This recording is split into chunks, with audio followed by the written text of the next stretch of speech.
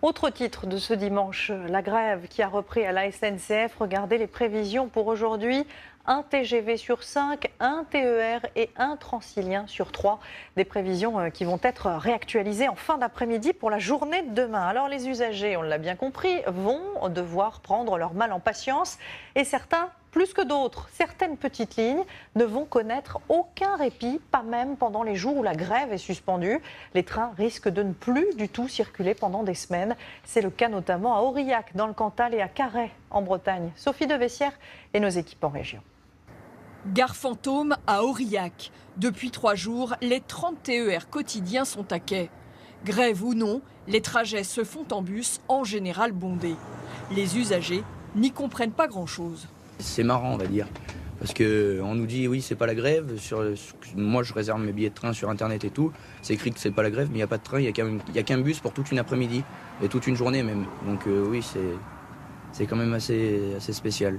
Le problème, c'est la maintenance. La grève a provoqué des retards dans l'entretien des rames et des voies.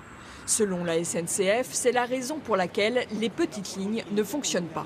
Il n'y a pas un train qui part s'il n'est pas sécurisé. La sécurité est une priorité absolue du groupe. Et d'ailleurs, les résultats le montrent. On a 30% d'incidents en moins depuis 2 ans.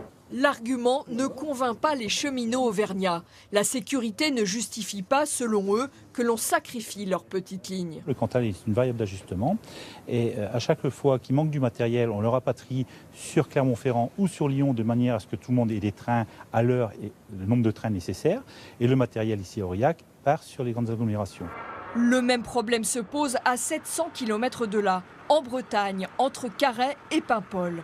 La seule ligne privée de France. Aucun salarié ne fait grève et pourtant, pas un seul train ne prend en charge les voyageurs.